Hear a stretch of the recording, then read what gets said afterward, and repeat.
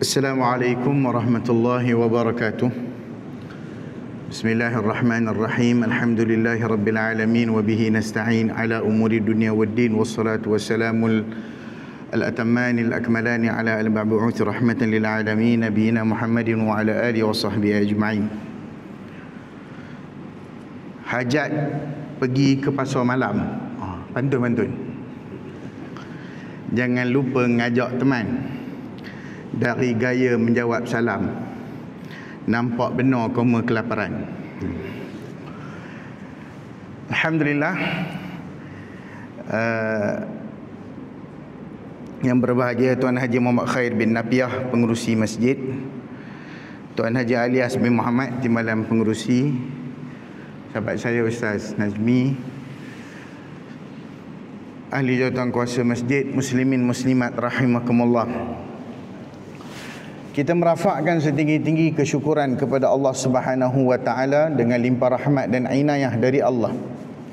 Allah telah memanjangkan usia kita, telah pun memberikan ruang dan peluang untuk kita terus hidup di atas muka bumi Allah dan terus memakmurkan muka bumi Allah dengan tanggungjawab pengimarahan yang telah diutuskan Allah Subhanahu wa taala manusia untuk melaksanakannya, iaitulah untuk menyembah dan mengagungkan Allah Subhanahu wa taala serta menggunakan segala yang ada di atas muka bumi ini sesuai dengan perintah Allah Subhanahu wa taala.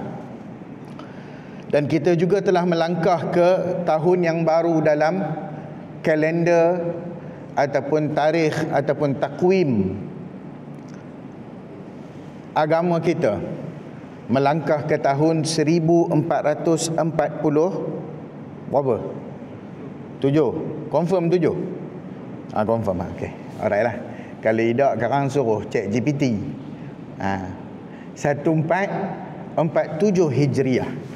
Kita melangkah ke satu tahun yang baru. Tahun yang sudah melangkaui 1400 tahun daripada tahun bermulanya pentarikhan dalam Islam. Kata Al-Hasanul Basri, ayyuhan nas, innama anta ayyam, fa idza dhahaba yawmun dhahaba ba'duka. Wahai orang-orang, wahai manusia, kata Imam Hasanul Basri, sesungguhnya kamu adalah ibarat hari-hari dalam kehidupan. Umur kita ini adalah hari-hari dalam hidup. Bila berlalu sahaja hari-hari dalam hidup, maka berlalulah juga sebahagian daripada kita. Maka orang kata koma bertambah umur ke? Tidak, umur kita tak bertambah. Kejap, nak ngejeh. Dia kena sangkut kat telinga. Sangkut bawah telinga tu kentang kantin dia, tuan-tuan. Baik. Maka berlalu satu hari, berlalulah umur kamu tu, sebahagian daripada kita tu pergi. Dah pergi, dah tak ada dah. Maksudnya kita bukan bertambah usia kita, tidak. Usia kita tidak bertambah. Usia kita akan menuju kepada tahapan dan juga had usia yang Allah Ta'ala berikan kepada kita. Cuma kita tak tahu je berapa. Ada orang, semalam kita baru mendengar kematian salah seorang daripada pemikir dan juga saya boleh katalah ahli ilmu daripada Perak. Tuan-tuan kenal kan? Profesor Datuk Dr. Muhammad Nur Manuti rahimahullah. Umur dia 74-75 meninggal. Nabi SAW sebut dalam hadis, inna aktsara a'mar ummati umri, kata Nabi SAW. Sepanjang-panjang, banyak-banyak secara puratanya umur aku punya umat ni, umur aku ma baina 60 wa 70, antara 60 70. Yang ada lebih-lebih tu, ada orang lebih, ada 100. 17 bulan ni ke 16 bulan 7 ni dia punya birthday. Kamu tahu siapa? Google lah. 100 dah umur. Isteri dia 101. Ustaz Nazmi tahu? Tahu kan? Saja buat tak tahu tu. Ada 100. Dia masing-masing lah. Tapi kita menuju kepada penghabisan usia kita, kita menuju kepada pengakhiran dan nak ujung dah, nak habis dah. Allah Ta'ala menyebutkan juga tentang umur, hatta idza balagha ashuddahu wa balagha arba'in, sehinggalah sampai kepada umur ataupun usia cerdik manusia itu dan sampai usianya 40-an. Explicitly Allah Ta'ala sebut dalam Al-Quran, jelas umur 40. Jadi siapa sini dah umur 40 ataupun pernah berumur 40, itu lagi tepat penggamaknya. Ya, pernah. Ya, itu lagi tepat, pernah berumur 40. Yang belum ada lagi, tak sampai lagi, tapi pernah umur 40. Teman dengan Ustaz Nazmi pernah juga umur 40, sekarang masih lagi di 40-an.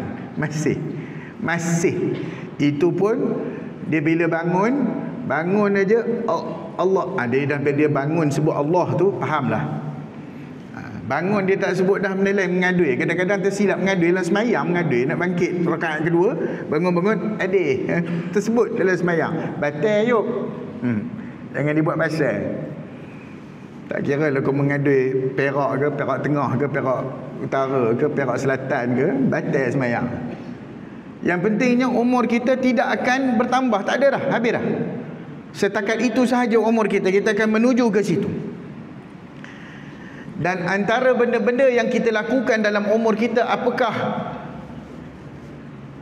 kita ini seorang yang semakin hari semakin bertambah tahun semakin baik, ataupun semakin hari keadaan kita statik biasa, ataupun hari ini lebih buruk dari semalam.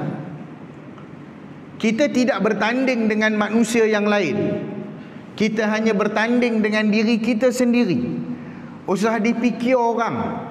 Kita ni masalah kita dalam hidup kita ni, kita suka mikir orang. Mikir dia, mikir pasal ni, dia tak cukup, dia itu, dia ini, kawan tu macam ni, kawan ni. Apa kita nampak dia kalau datang semayang tu cepat benar dia balik. Lantak dia lah, dia ada urusan dia. Kita pun tak kenal dia. Tapi yang kita tahu dia ahli jemaah kita, ahli qaryah kita. Apa pasal lah, heran pula. Udahlah tak belanja pun. Kalau nak tahu cerita, panggil dia sehari. Moh kita pergi kena roti canai. Barulah tahu hal dia. Macam seorang sahabat Nabi SAW yang dia semayang jemaah dengan Nabi SAW, tapi dia balik, dia deras-deras balik. Sahabat juga mempunyai karakter yang sama. Tanya, apa hal dia balik awal? Tidak lah, demo ni orang Perak. Aku dah terjemah lah. Demo cakap Arab lah tuan-tuan. Apakah hal kawan ni balik awal? Selidik punya selidik, rupa-rupanya itulah satu-satunya baju yang dikongsi dengan orang rumah dia. Dia nak kena balik awal sebab orang rumah dia pula nak semayang. Nampak tuan-tuan? Koma ada tak berkongsi baju dengan bini? Ada? Tidak. Kita tak nampak lagi Tuan Haji ya. Ada orang pakai baju kelawar masuk dalam masjid ni. Tak ada lagi ya. Alhamdulillah. Mujur lagi. Kalau ada nampak orang pakai baju kelawar, tahulah tu asnaf lah tu. Pasal apa? Tak cukup bajunya. Baju batik nampak macam jubah, ataupun mungkin dia dah tua benar, tak nampak. Rumah pula lampu pula kelam, raba, rasa kain macam jubah, pakai dia pun tak nampak. Sampai-sampai kita nak gelak pun tak sampai hati kawan. Masya Allah, sayang benar Mika ke bini ya. Cara tuan-tuan. Kerana itu dalam sejarah umat Islam, bila mana kita melihat kepada hijrah, kenapa hijrah ini selalu diperingatkan, selalu kita raikan. Saban tahun apabila tiba 1 Muharram, kita akan meraikan dengan membuat majlis ilmu dan seumpamanya untuk kita mengingat tentang hijrah. Ini juga satu signifikan. Orang selalu ingat hijrah tu bermula Muharram. Nak kena perbetul sikit. Hijrah tidak bermula Muharram.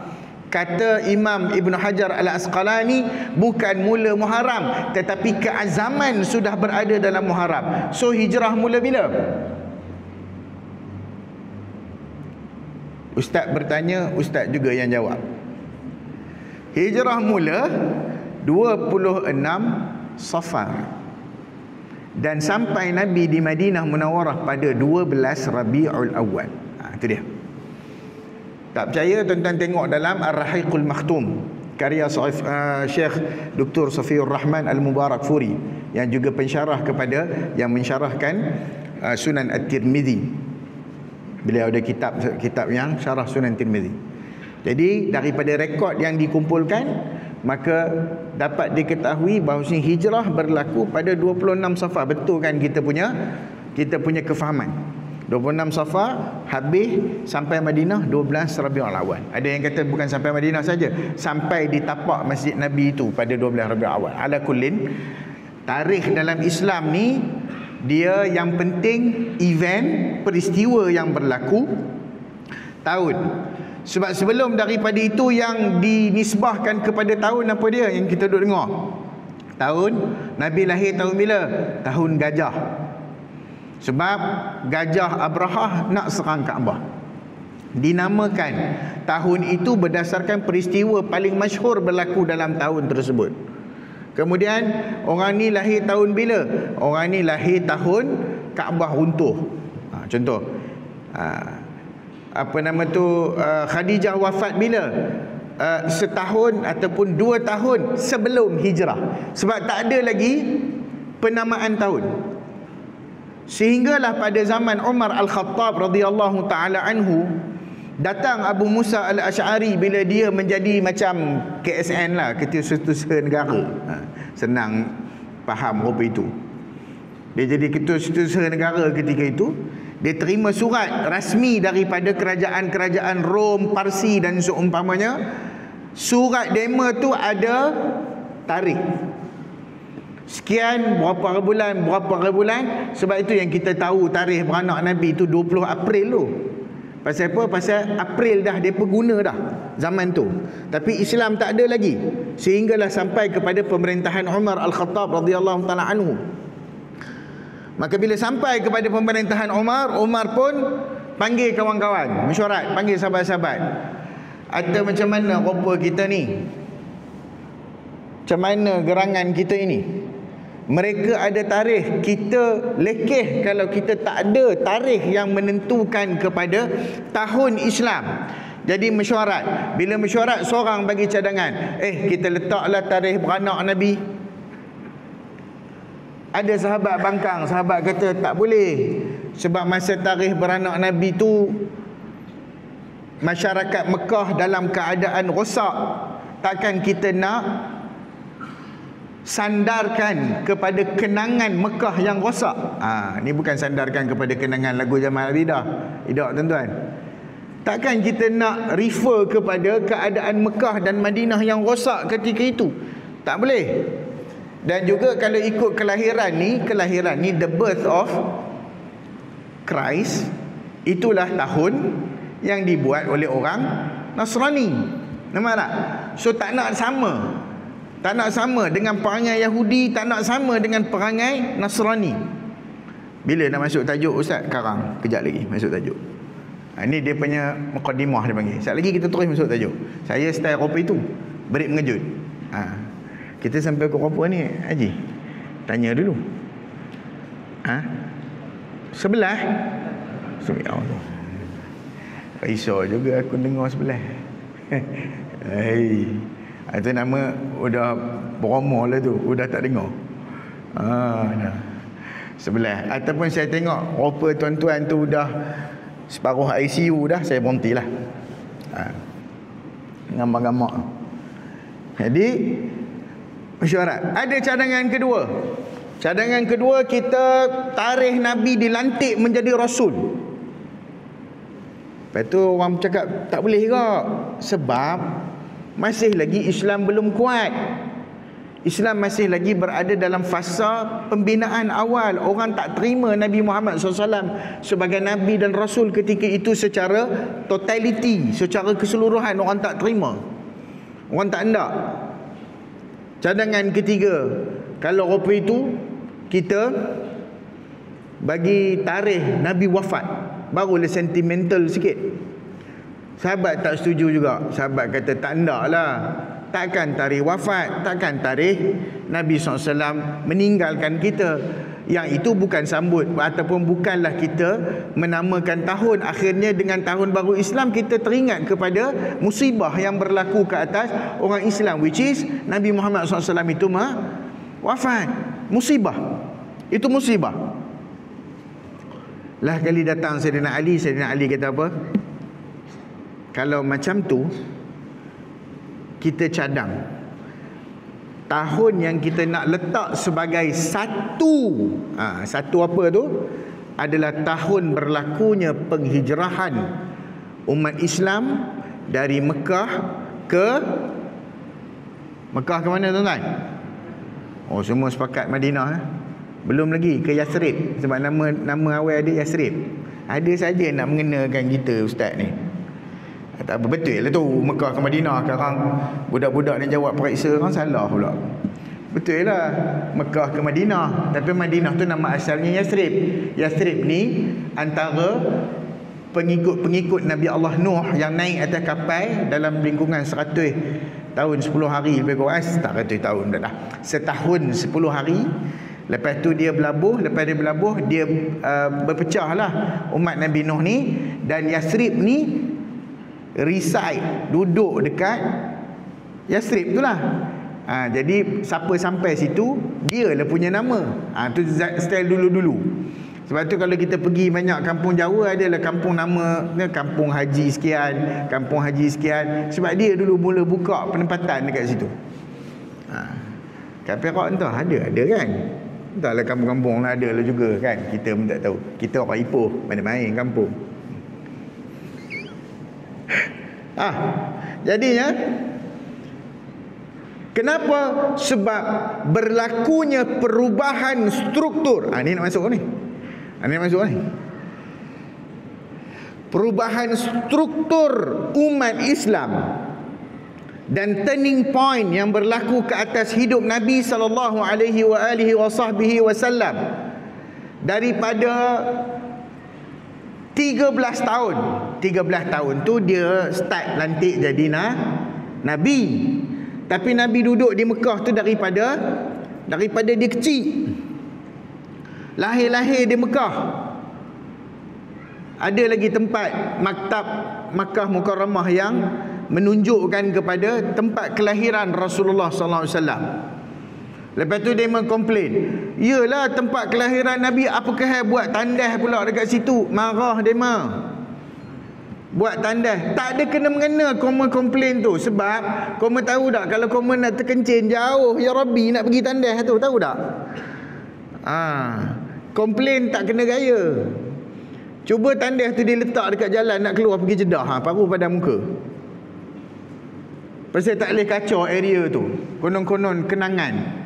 Kenangan apa? Ramai je orang pergi Mekah, ramai je orang pergi Madinah, tidak menghormati kesucian kota Mekah, kota Madinah. Yang isap rokoknya, yang itu, yang buat ni, yang buat pasal, yang tipu orang, yang buat scam haji, umrah, semua tu lah. Nampak tak? Sebab tu bila ada seorang sahabat tulis surat, kalau tak salah saya Abu Ubaidah, tulis surat kepada Ibnu Abbas radhiyallahu taala anhu. Dia ajak Ibnu Abbas ni duduk mana Ibnu Abbas? Dia duduk dekat Taif, dia tak duduk di Mekah. Dia sahabat besar tapi dia tak duduk dekat Mekah.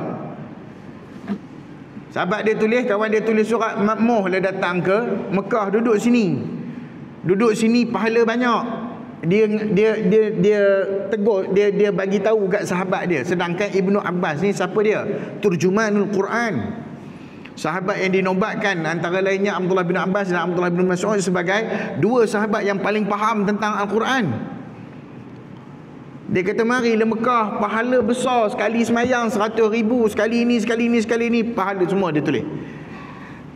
Ibnu Abbas jawab kepada dia, "Innal arda la tuqaddisu syakhsan." Bumi ni dia tidak menyucikan siapa-siapa. Kau duduklah tempat baik pun hang kotor juga. Hang jahat juga. Ada Mekah, bukan tak ada saudara mara Abu Jahal pula, ada je. Cuma tak tahu keturunan je. Tengok perangai, nampak macam baik, rupanya di dalam terisi kelahaban. Ke Abu Lahaban. Kelahaban. Nampak tak? Jadi rumah Nabi SAW di situ. Nabi lahir di situ.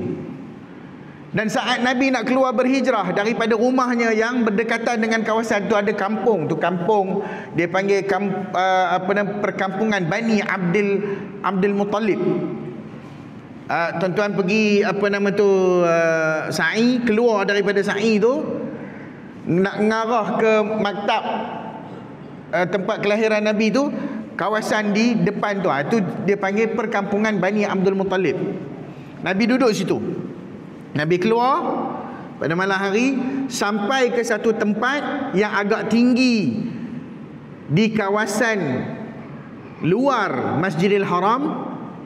Kalau tempat exactly tuan-tuan nak tengok, luar pintu nombor 6 dengan nombor 7. Nak tahu macam mana? Google ataupun pergilah Mekah. Dah senang cerita. Pintu 6 dengan pintu 7 Masjidil Haram. Nabi pandang ke Mekah, Nabi kata, wallahi innaki la khairi ardillah wa ahabbu ardillahi ila Allah. Falau anna qaumaki akhrajuni minki lama kharajtu. Nabi sayang Mekah ni. Sayang sangat Nabi kepada Mekah. Dia kata, demi Allah, sesungguhnya engkau wahai Mekah adalah sebaik-baik bumi Allah. Dan sebaik-baik dan sepaling-paling Allah Subhanahu Wa Taala paling cinta kepada engkau wahai Mekah. Kalau tidak kerana kaumku mengeluarkan aku daripadanya, aku tidak akan keluar. Ini isyarat sudah diberikan oleh Waraqah bin Naufal. Waktu Nabi terima wahyu pertama, dah menggeletar, Khadijah selimutkan. Kemudian Khadijah kata, this matter I cannot handle alone. Lebih kurang gitulah. Khadijah cakap orang putih pula dah. I have to bring you to somebody, and that somebody is Waraqah bin Naufal. Come my beloved, let's go to Waraqah. Lebih kurang gitulah. Nampak bercerah rumah sikit. Kalau tidak tadi dah nak mengantuk dah nampak gayanya. Moh kita pergi jumpa Waraqah. Pergi jumpa Waraqah. Waraqah seorang pendeta yang tahu tentang sejarah, yang kenal tentang pengutusan Nabi Muhammad SAW dalam kitab-kitab terdahulu. Maka dia tengok, dia pun cerita, dia kata, hadzal namus allazi jaa ila anbiya'i qablak. Yang kamu cerita ni adalah Jibril, namus Jibril yang datang kepada nabi-nabi sebelum kamu. Kamu akan diangkat menjadi rasul, menjadi nabi akhir zaman, sebagaimana yang termaktub dalam the old scripture. I can identify. Memang boleh aku tahu kamu inilah sebagaimana fit, menepati karakteristik yang disebut dalam kitab itu. Dan kalau aku hidup pada zaman engkau akan dikeluarkan oleh kaum kau daripada Mekah. Nabi pun terkejut. Nabi potong cakap dia waktu tu. Nabi kata, awa mukhrijiyahum, aku ni nak kena keluar ke? Kenapa kaum aku sendiri betray, khianat aku? Sedangkan Nabi tak boleh terima dia akal. Dia bagi Al-Amin kepada Nabi SAW, percaya penuh kepada Muhammad bin Abdullah. Bila Muhammad bin Abdullah lahir, Abu Jahal kan bebaskan hamba. Besar ni punya mereka itu sayang kepada namanya Muhammad bin Abdullah, sehinggalah dia membisikkan dan juga menerangkan tentang kalimah Allah, tentang akidah, tentang mengagungkan Allah, tentang mengesakan Allah dan tidak menyekutukan Allah dengan yang lain, yang akan meragut dan merenggut segala jawatan, segala pangkat, segala kelebihan, segala kemuliaan, dan meletakkan pemimpin-pemimpin ini di tahap hamba Allah. Maka ketika itu mereka tidak sama juga dengan kita. Ada pangkat, ada jawatan, ada ni, bangga benar. Hilang jawatan, orang tak peduli kat kita, tuan-tuan. Tak ada apa. Kadang duduk tepi jalan, kesian dia duduk tepi jalan. Dulu duduk dalam pejabat ke main. Siapa yang meletakkan standard itu? Kita lah, tuan-tuan. Sebab tu saya pesan selalu, kalau masuk dalam masjid, masjid ni rumah Allah. Siapa yang harus diagungkan? Allah. Awak Datuk, awak Tan Sri, awak Tun, awak siapa, siapa awak masuk dalam masjid, tu imam awak kena ikut. Mana boleh saya sekian-sekian tahu, awak imam kena minta izin saya dulu. Tak ada, dia udah imam lah. Apa nak minta izin pula? Tanpa orang. Awak lah kena ikut orang. Sebab masuk dalam rumah siapa? Rumah Allah. Bukan rumah kamu, bukan rumah orang lain, bukan pejabat. Tak. Pangkat tinggal kat luar, jawatan tinggal luar, kekayaan tinggal luar. Tapi kalau orang minta nak derma, buat masuk dalam balik. Pasal derma kena bagi, infak kena bagi. Nampak tak cara aku kempen? Lain orang zakat kempen suruh derma ni. Jadi tuan-tuan, begitulah yang Nabi ajar. Bila mana dia sayang bumi Mekah. Kerana itu dengan hijrah memutuskan. Hijrah tu, kalau ikut hadis Nabi SAW, la hijrata ba'dal fathi, tidak ada lagi hijrah selepas pembukaan kota Mekah. Tak ada lagi pahala hijrah yang sama begitu. Kerana ketika itu orang Islam disuruh pergi dan tinggalkan, masuk ke bumi yang baru, ke tempat yang baru, sebagai orang yang mendatang, pendatang, bukan orang asal, bukan orang tempatan. Orang tempatan siapa? Al-Ansar. Sehingga mewujudkan wujud pula dua kategori manusia yang paling besar ketika itu, Muhajirin, Ansar. Nama-nama yang mulia. Orang Ansar, penduduk asal Madinah. Ada juga keberatan mereka nak terima orang baru. Nampak tak? Nampak tak suasana tu? Kenapa? Kerana Madinah sebelum kedatangan Nabi SAW, Madinah is not a good place. Tak. Madinah bukannya tempat yang elok pun. Kalau nak kata cari tempat, orang kalau nak pindah ni, sama ada tempat kerja lagi bagus, dapat gaji, ataupun tempat yang lagi bagus, ada dia punya fasiliti, kemudahan. Saya dulu ingat, tanya ustaz, bila lah aku datang masjid ni, rasanya belum renovate dulu. Jalan pun dah lain dah. Nampak benar peraknya. Wih, lain. Kedai Tom Yam tak banyak apa ni macam zaman hari ni. Kan? Kita, when we want to move from one place to another, daripada satu tempat pergi tempat lain, mestilah kalau orang pindah kerja, bila orang pindah kerja tu secara logiknya orang akan pindah ke tempat lebih baik lah. Mana ada tempat A gaji 10,000, tempat B gaji 5,000, mahu dia pindah? Haram, tak ndak dia. Tetapi perpindahan umat Islam daripada Mekah ke Madinah, Mekah, orang berniaga di Mekah, tinggal perniagaan Mekah, pergi Madinah sehelai sepinggang. Nampak tuan-tuan? Dan Madinah ketika itu bukan subur dengan iman, belum lagi. Kebejatan yang berlaku dekat Madinah yang namanya Yathrib, sehingga Nabi SAW sampai, barulah tukar nama tu kepada Al-Madinatul Munawwarah, kerana disinari dengan cahaya Islam. Madinah ketika itu dari sudut ekonomi, siapa yang menguasai? Yahudi. Yahudi ni tahu tak dia punya sistem macam mana? Sistem riba, sistem penindasan, orang kaya makin kaya, orang miskin makin hina. Itu sistem perekonomian dan pentadbiran Yahudi. Dan dari sudut ijtima', dari sudut sosial, dari sudut kemasyarakatan, dari sudut politik, kita bercakap soal politik. Politik ni pentadbiran, usah pandang bab parti tu. Parti tu cerita, parti tu jalan je. Politik ni pentadbiran, polietik. Tu dia, pentadbiran. Dari sudut pentadbiran, siapa yang memegang? Kaum dua, Aus dengan Khazraj. Aus dengan Khazraj ni berkelahi dekat 700 tahun tau. Antara punca perkelahian dia, bila pergi umrah, kaum Aus terpijak kain ihram kaum Khazraj, berkelahi 600 tahun. Macam kita lah juga. Koma gelak ke aus khazraj, koma pun sama. Yang berkelahi pasal politik, yang berkelahi pasal akidah, yang berkelahi pasal itu, berkelahi je umat Islam ni. Lepas tu konon-konon acah-acah. Inilah sebabnya Gaza diserang. Gaza serang apa? Semangat pula aku mula ni, faham? Nampak tak pembinaan itu?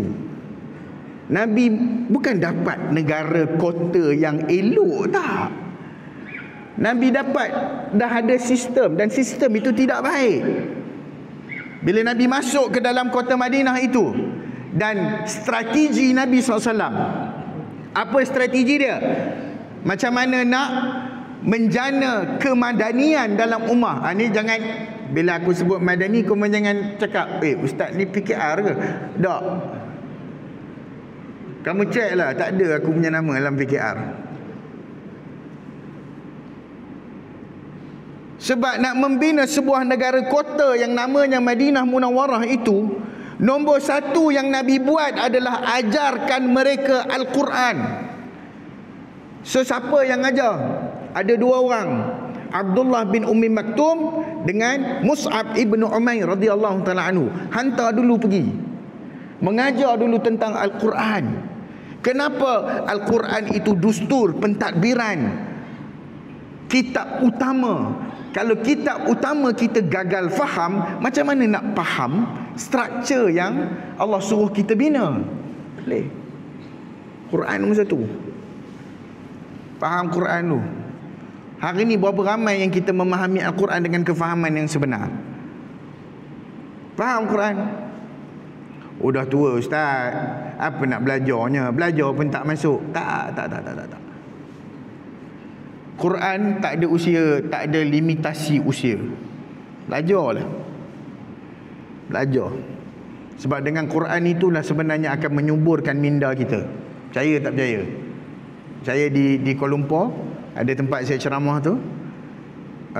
Satu tempat tu ada saya cakap pasal nyanyuk. Sebut pasal bab nyanyuk. Bila sebut pasal bab nyanyuk, antara benda yang menyebabkan orang selalunya tidak kena penyakit nyanyuk adalah Al-Quran. Berapa insya kita berapa? 8? 844? 848? Weh, lama lagi. Okey lah. Sampai saya masjid besar kena azan kan. So nak bina negara kota bukan satu benda yang senang. Fundamental dia apa dia? Al-Quran. Sebab itu kalau masjid sunyi daripada pengajian Al-Quran, something wrong. Dalam pentadbiran Osmaniyah, dia kata kalau kanak-kanak ini sunyi daripada suara kanak-kanak tidak ada di masjid, ketahuilah bahawasanya itu tandanya masyarakat itu akan rosak selepas tu. Tak ada pewaris, tak ada continuity, tak ada sustainability, tak ada. Macam mana nak tarik orang? Sebab tu kalau tuan-tuan tengok di Mekah dengan Madinah, ada tak nama pusat tahfiz sana, pusat tahfiz sini? Tak ada. Sebab center dia dekat mana? Masjid Al-Haram. Masjidil Haram kat Mekah, center dia dekat Masjidin Nabawi. Tok-tok guru ni semua datang kumpul kat Masjidil Haram dengan Masjid Nabi. Tapi kita nak buat kat Malaysia tak berapa nak dia mah. Sebab tok-tok guru nak sekolah masing-masing, sebab duit masyuk. Saya cakap terang-terang lah. Sebab kami dah macam-macam dah. Nak selamatkan sekolah tu dekat Kuala Lumpur, nak selamatkan sekolah ni kat Kuala Lumpur. Tak nak dia mah. Zakat nak ambil, nak bagi, tak nak. Sebab dia tahu tak masyuk. Nampak tak? Kita sudah jauh daripada pembinaan masyarakat Islam yang sebenar. Bila kita cadang, tak apa, tok-tok guru yang besar-besar ni duduklah, dia lah buka sekolah, tapi sekolahnya dalam masjid, dalam masjid utama. Berapa ramai student yang datang, ikut mana student yang minat dengan kamu, datanglah. Gaji kami bayar. Itu sistem yang dibuat di Mekah dan di Madinah. Saya bukan kritik, tak. Yang betul buat sekolah betul-betul, alhamdulillah, fabiha wa ni'mah. Ini realiti yang kena telan. Sebab orang kita pada hari ini sangat-sangat licik menggunakan agama untuk duniawi. Agama yang suci itu dikotorkan oleh fikrah duniawi kita. Ini masalah kita. Okay, nombor satu, pembinaan dengan Al-Quran. Nombor dua, bila Nabi datang ke Madinah, apa Nabi buat?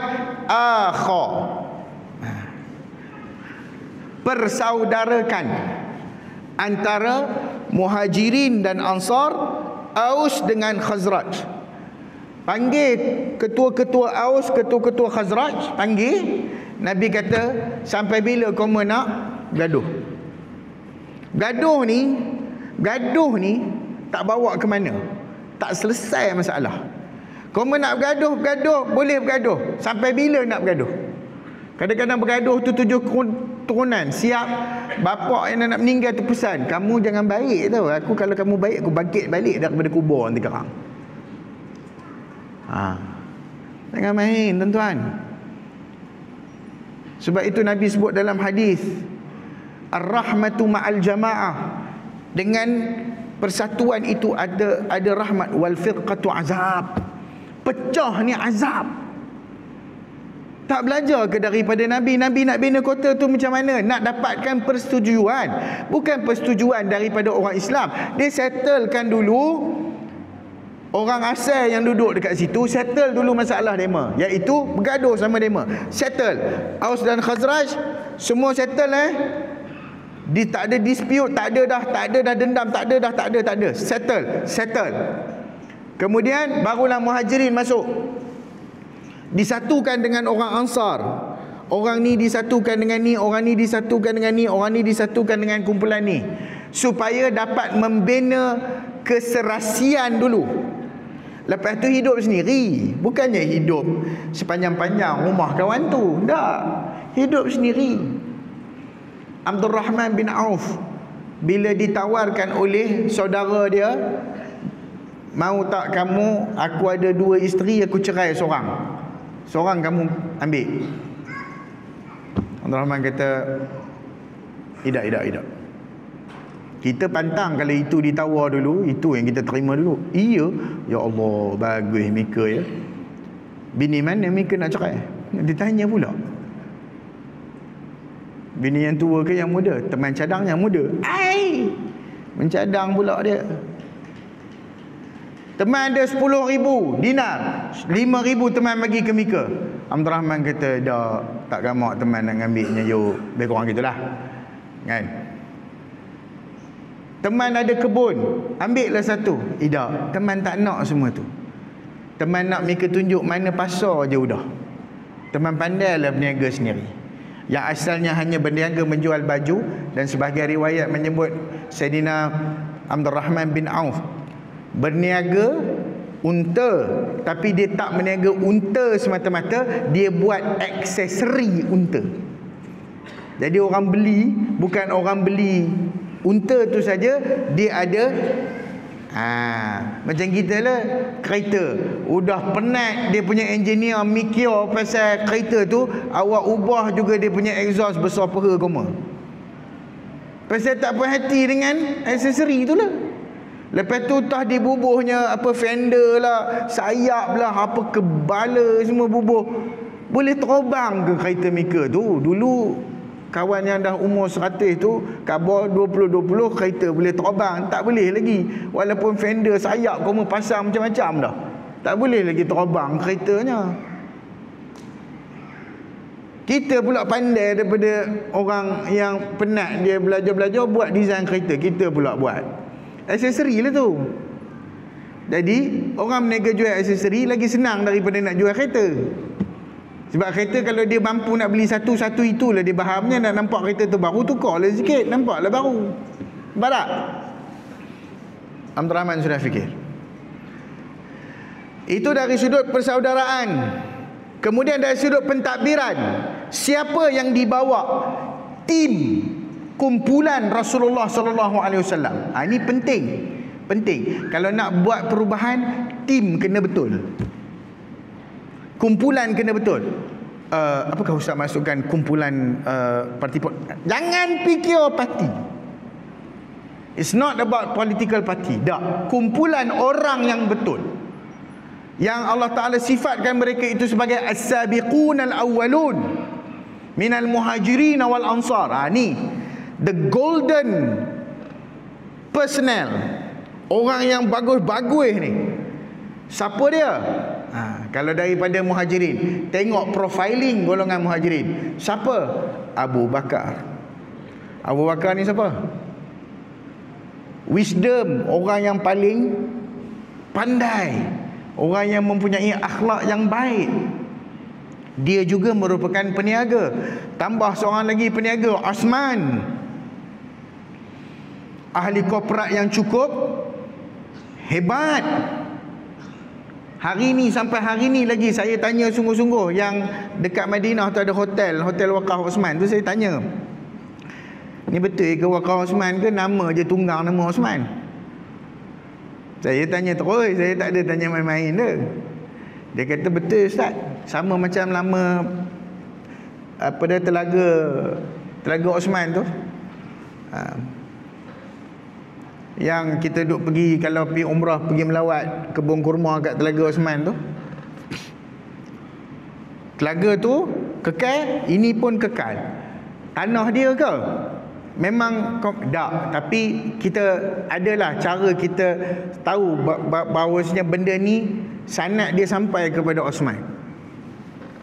Saya kata baguslah kalau betul. Maksudnya sustainable. Berapa tahun? 1447 years. Gambar-gambar yang tanah wakaf kita dekat dalam negara Melaya kita ni ada sampai 1000 tahun. Kita pun wakaf dua benda je. Wakaf masjid, kubur. Masjid, kubur. Masjid, kubur. Tak kubur, masjid. Awak pun belum tentu ditanam di tanah wakaf kubur awak tu. Masjid, oi buat masjid, tanah wakaf ni apa? Untuk masjid. Masjidnya buat, orangnya elak. Wakaf bermakna, tak makna. Jadi bila dikumpul individu-individu ni, siapa? Tadi kita dah sebut, ahli korporat ada, ahli ekonomi ada, Abdul Rahman bin Auf, yang boleh menjadi penggerak dan pemikir.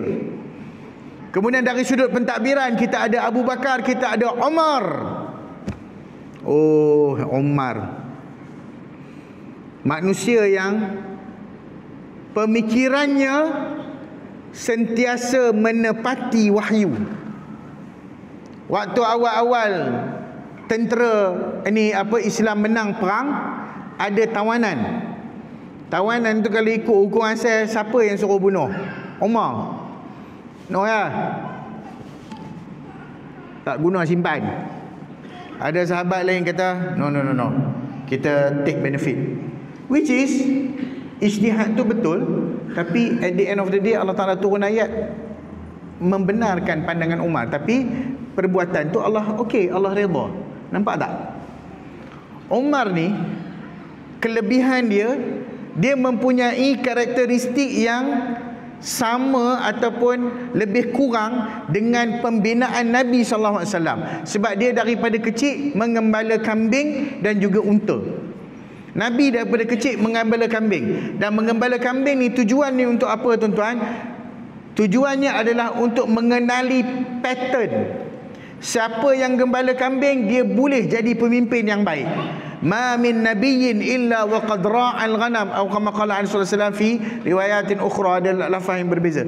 Tidak ada seorang nabi yang diutuskan melainkan semuanya itu kerja dia, antara awal-awal kerjanya mesti bela kambing. Sebab kambing ni dia punya bunyi ada variasi juga tuan-tuan.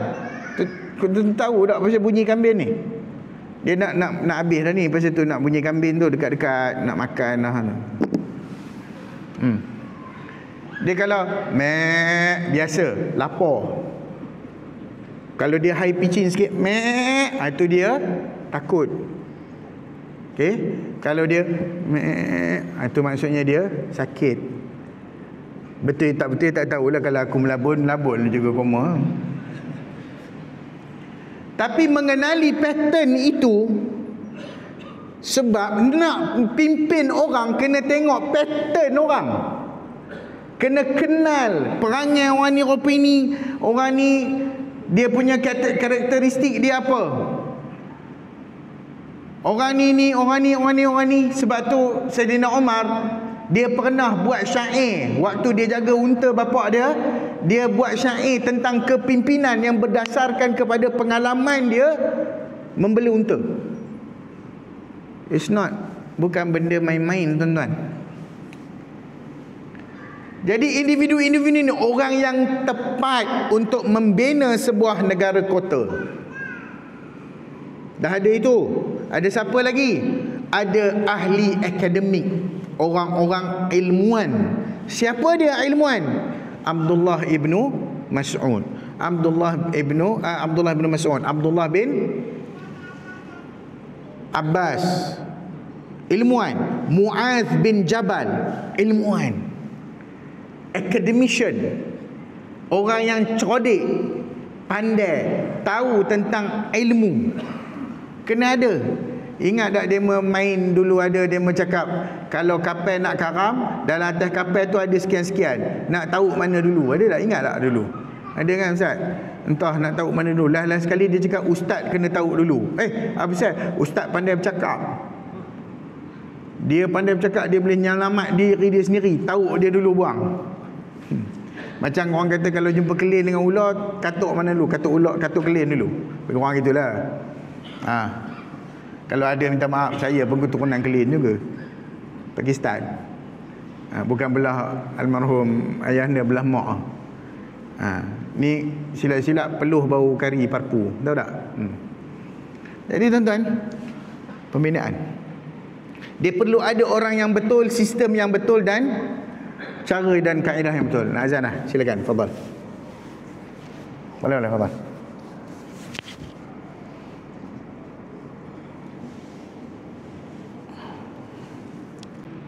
Makcik tu siap kutuk lagi khalifah. Apa punya khalifah? Rakyat lapar, dia senang lenang duduk dekat mahligai, kesenangan dia, pentadbiran dia. Balik Saidina Umar, dia sendiri ambil gandum, ambil beberapa bahan, pikul sendiri. Pembantu dia kata, ya Amirul Mukminin, bagilah aku bawa. Tak, yang dia komplainnya Umar. So Umar kena settle komplain tu. Berapa banyak kita orang datang komplain kat kita, kita pass bola kat orang lain. Oh ini sebenarnya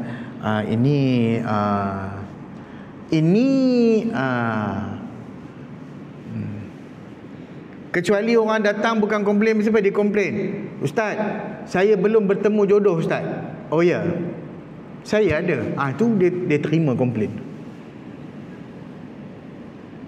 Komplain yang tu dia terima. Yang tu orang belakang pula komplain lepas ni. Tak ada kerja lain penceramah ni, cerita kahwin dua je. Saidina Umar, dia pergi buat. Dia kata, no, kalau aku hantar kamu, tanggungjawab itu Tuhan akan tanya aku. Akulah yang buat.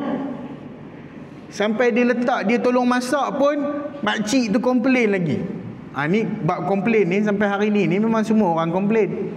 Yang isteri komplain, laki telur. Tahu cerita tu. Inilah umat hari ni. Umat picisan. Benda-benda yang kita fikir dalam hidup kita ni semua benda sampah. Benda nakkan kemasyhuran, nakkan dapatkan like, dapatkan ni, itulah. Umat dulu berjaya, mereka ratusan tahun berjaya mentadbir negara dan juga keluasan jajahan Islam. Sebab apa? Sebab uphold Quran dan Sunnah. Sebab mereka tidak membicarakan benda-benda kecil. Tak, mereka fokus. Dia komplain lagi Saidina Umar. Dia kata, ikutlah dia nak datang sendiri, ngantar orang juga. Dia tak kenal kawan tu Saidina Umar. Tak, Saidina Umar buat. Dari sudut explorer. Siapa dia explorer? Bukan sikit tim Nabi SAW. Explorer Amr bin al-As. Buka jajahan Islam sampai utara Afrika. Dan setiap kali dia singgah, di tempat-tempat perjalanannya tu, singgah dekat Tunisia sekejap, singgah dekat Maghribi sekejap, singgah dekat Mesir sekejap. Singgah-singgah tu dakwah. Sa'ad bin Abi Waqqas yang asal dia dah nak mati kena demam, dia dia menjelajah sampai ke China, orang kata. Dan dia berhenti dekat Malay Archipelago. Apa benda Malay Archipelago ni, binatang benda pula. Tanah Melayu ni lah. Yang dulu kan kita satu serumpun. Bukan serumpun lagu raya baru ni, tidak. Serumpun. Kan dulu sekali tanah Jawa dengan kita ni sekali dulu kan. Dia singgah situ sekitar lebih kurang tak jauh daripada Medan kalau kedudukan sekarang. Dia singgah aja Islam penduduk tu. Lepas tu dia pergi. Itu kesan tak? Kesan kebaikan. Imam Ahmad bin Hanbal pernah berjumpa dengan sebiji gandum yang besarnya seperti biji kurma apa yang besar tu Ustaz Nazmi? Ambar, barakallahu fiik. Besar kurma ambar. Kurma ambar ni biji dia adalah besar itu. Besar tau. Tapi itu biji gandum tau. Maknanya apa? Biji gandum selalu besar mana? Halus je biji gandum, dia tak besar. Lebih kurang biji nasi jugalah. Yang tak proses lagi tu, yang masih dalam sarung dia tu. Ini biji gandum sebesar tamar, biji tamar. Ambar yang besar tu. Dan boleh ditulis pula dekat atas biji tu. Tulis, inilah hasil mahsul yang keluar pada zaman kegemilangan Islam. Itu dia. Pasal apa kita tinggalkan agama? Kenapa kita tinggalkan kualiti-kualiti yang pernah dibina oleh Rasulullah sallallahu alaihi wasallam? Kita tidak hargai kualiti-kualiti. Okey, monti. Aku nak turun dah ni. Itu kualiti tu. Kita mempunyai tenaga, kepakaran, semua kita ada. Tapi malangnya semua itu kita tidak gunakan. Kita hanya mempergunakan untuk kesenangan duniawi. Sedangkan yang harus kita jaga adalah apabila kita nak membentuk sebuah masyarakat ke negara ke whatever what not, semua tu apa yang kita nak kena jaga dia adalah jaga apa? Itulah yang diletakkan dalam syariat. Siyasatuddin hifzuddin atau iqamatuddin wa siyasatud dunya bihi. Mengangkat, mengagungkan, mempertahan, membangun agama dan mentadbir manusia dengan agama. Itu foundation yang Nabi SAW buat. Jadi tuan-tuan yang dirahmati Allah, para jemaah muslimin muslimat rahimakumullah, marilah kita memberi makna baru kepada hijrah kita. Tidak terlewat untuk kita hijrah. Tidak ada soal masa, tidak ada. Udahlah, teman ni berapa tahun je lagi nak hidup ustaz. Macam ustaz kata lah, umur tadi 60, 70. Teman pun 65 dah. Kalau ada baki lagi 5 tahun lagi, apa boleh buat? Macam-macam boleh buat. Nak contoh? Abu Ayyub Al-Ansari, waktu dia ikut rombongan tentera pergi ke Konstantinopel, bukan Istanbul. Nama sekarang. Dulu nama dia Konstantin. Sebelum dibebaskan oleh Umar bin Sultan Muhammad Al-Fatih. Pada tahun bila? 1543. Gitulah. Lebih kurang gitulah. Tak ingat dah. Kalau salah kena Google lah sekarang. Dapat jawapan. Yang pergi ekspedisi tu antaranya adalah Abu Ayyub Al-Ansari. Orang yang Nabi bertamu di rumahnya pada hari pertama Nabi sampai ke kota Madinah. Nampak tak hijrah ni dia punya kesan dia tu? Jiwa masyarakat yang terdidik dengan hijrah itu. Dan dia pergi waktu tu dia tua dah. Dia dah tua. Umurnya sudah lanjut. Tapi dia kata aku nak pergi juga sebab aku nak tengok pemimpin yang Nabi janji dalam hadis itu. Akhirnya tak dapat. Dia mati di Istanbul. Adalah tempat dia, ada makam dia. Tuan-tuan kalau pergi Istanbul, janganlah pergi asyik-asyik Grand Bazaar. Belanja je. Pergi tempat-tempat sejarah tu. Hayati. Our history is for us to read and learn. Baca, belajar dan ambil pengajaran. Sebab peristiwa at-tarikh yu'idu nafsah. Peristiwa dalam history ni dia berulang. Pelakon dan dia punya watak aja beza. Cerita sama, tuan-tuan. If you don't look back, you cannot move forward. Kalau bawa kereta tak tengok cermin belakang, boleh pergi depan? Tak boleh. Panah, kalau tidak ditarik panah tu ke belakang, apakah anak panah tu boleh melepasi busur? Tak. You have to lean back. Tengok. Sebab sejarah itulah yang ajar kita. Kenapa kita pernah gemilang, kenapa kita jatuh, dan kenapa kita masih jatuh sekarang. Abu Ayyub pergi mati sebab apa? Sebab tua. Tetapi dia masih lagi nak melakar perubahan. Dia masih lagi nak buat something.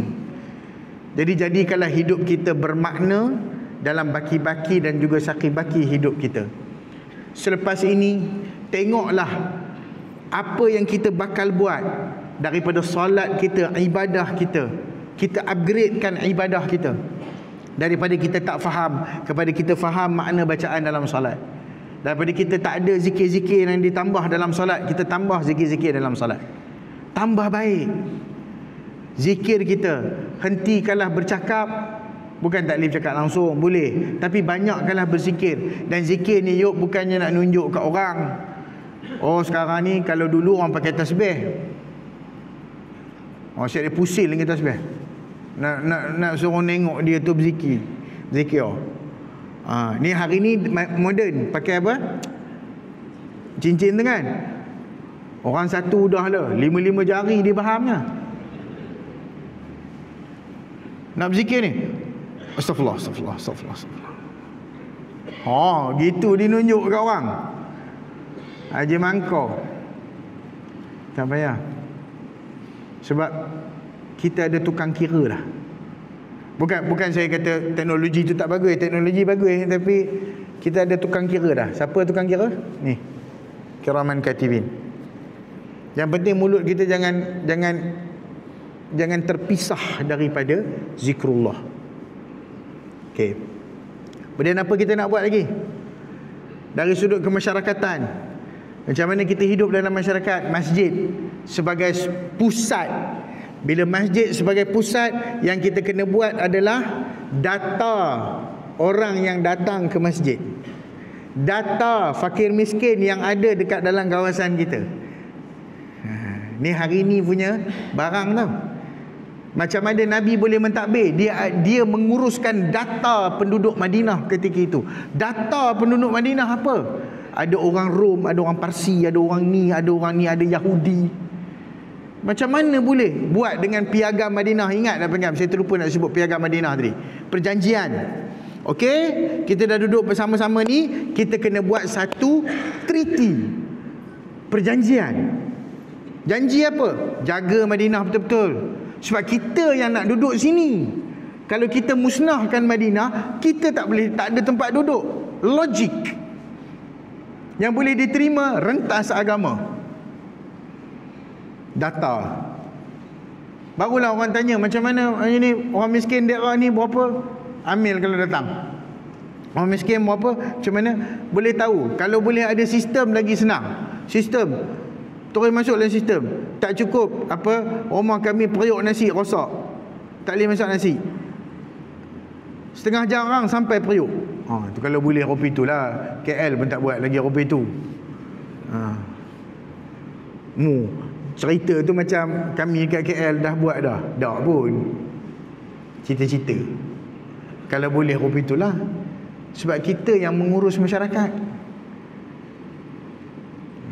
kenal, barulah boleh kita urus. Jadi tuan-tuan yang dirahmati Allah, mari kita nilai semula kehidupan kita, kita nilai balik apa kemampuan, kekuatan kita, kita gunakan untuk kepentingan agama dan kepentingan untuk masyarakat kita, agar jiwa yang dibina daripada sahabat-sahabat yang pernah menduduki bumi yang paling mulia itu, bumi Madinah Nabi SAW, karakter-karakter mereka dari sudut, tadi lupa juga nak sebut peperangan, kita ada Khalid Al-Walid, kita ada Amr bin Umair, kita ada Sa'ad bin Abi Waqqas juga pemanah. So semua ada. Gunakanlah orang-orang ini, harus ada dalam masyarakat supaya masyarakat dapat terbentuk dengan baik. Dan kita nilai kembali, apakah selepas ini setiap tasbih yang kita ucapkan benar-benar kita puji Tuhan dengan tasbih kita. Setiap hamdalah yang kita ungkapkan benar-benar kita bersyukur dengan Allah Subhanahu Wa Taala. Dan setiap takbir yang kita untaikan daripada mulut dan lidah kita, benar-benar kita membesarkan Allah Subhanahu Wa Taala, dan bukan sekadar hanya kita menunjukkan bilangan dan juga gaya sahaja. Wallahu a'lam, sekadar itu yang boleh kita kongsikan dan sampaikan. Moga-moga ada kebaikan dan moga-moga kita semua diredai dan diberi panduan oleh Allah Subhanahu Wa Taala di dunia ini dalam perjalanan kita menuju ke akhirat yang abadi. Wassalamualaikum wallahu taala alam, sallallahu ala habibina al-mustafa rasulil musyraba wa ala alihi wa sahbihi wasallam tasliman katsira. Wassalamualaikum warahmatullahi wabarakatuh.